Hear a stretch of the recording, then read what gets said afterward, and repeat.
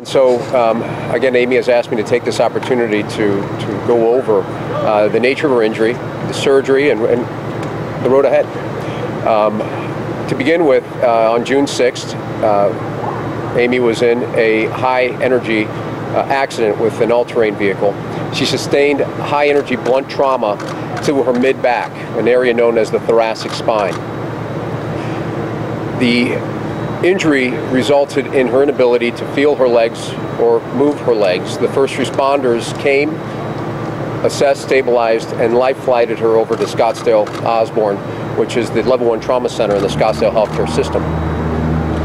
Once in our system, our trauma surgeons, Dr. Trey Mitchell, evaluated Amy, stabilized her, and began the workup. That included imaging of her brain, her cervical spine, her neck, the thoracic and lumbar spine, as well as her chest, abdomen, and pelvis, to make sure there was no other injuries, given the degree of injury that she had already sustained.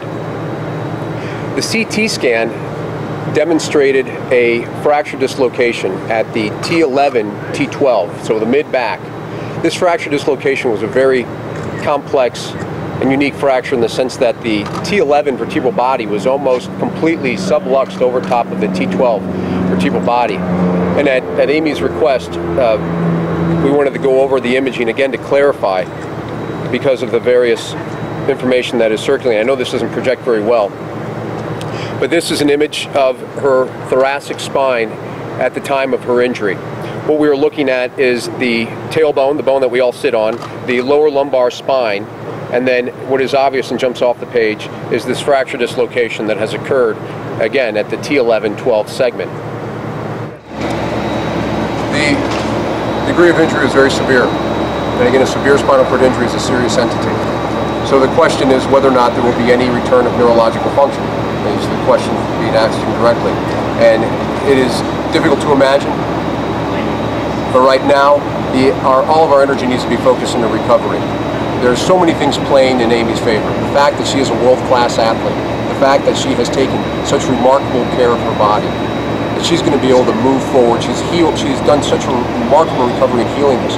When I examine her wound, it looks like a wound that's a month old. It's only a week old at a point. And so these are the things playing in our favor. The least of which is not is her fortitude, her personal who she is. And that is what will win the day in the end. We are out of the acute, life-threatening phase of her injury.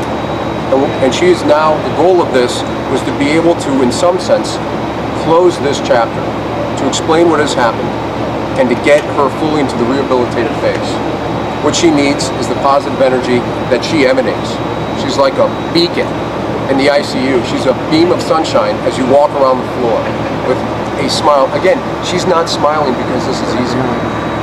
She's smiling because she is Amy Van Dyken Rouen. Amy, you got anything to say to your swimming fans? Yes, my swimming fans have been above and beyond awesome, as you guys are for everything. There for me, no matter what. And I will say this, after I was done competing, I really haven't competed swimming at all. I think I'm going to get back in the pool, and who knows, I may now do Paralympic Masters swimming. I think it would be great, right? Because I've always been known as a strong upper body swimmer. Well, there we go. So I just want to say thank you, and your support means everything to me, and I love you, and thank you, and keep it up, and good luck to every swimmer out there doing what you're doing this summer. Do you have any memory of the accident at all? I do not. I have absolutely no memory. You know, I rode my ATV to dinner, and that's what you do around Torreon. You know, you motorcycle or golf cart. I remember having dinner with my husband. I don't even remember walking through the door. I have a memory, and I don't know what it is, and I need to figure out what it is. It was very bright. It was green. I assumed it was the forest, but it was just rushing by me really quickly. It was very quick. It was only a few seconds. And that was it. And then I remember waking up and Dr. Sumi Allen saying, you have to say your goodbyes. So everything is just gone, which, hearing what I've heard from my husband, seeing what you guys are going to see in the x-rays and what have you, I'm glad. You get Craig's hospital in Denver. Your doctors did, of course, but they had to convince you. You were convinced why? Well, I am from Colorado, born and raised there, although now I do live in Arizona. I went there after Columbine and saw a lot of the kids there and saw their progress. Saw a couple of people that I know and their progress there.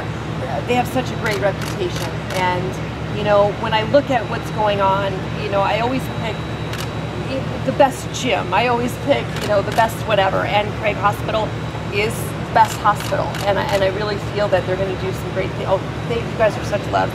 I feel like they're going to do the best for me and give me the best opportunity to live a normal life, to be independent. That's the goal right now, to be independent. You know, and then thought that I'd say that at 41. By the way, I'm 41. I'm not 46. Whoever keeps saying that is so. Just so you guys know. But yeah, so that's why I think. Plus, it's in Colorado. My parents live there. My husband's family lives there. So.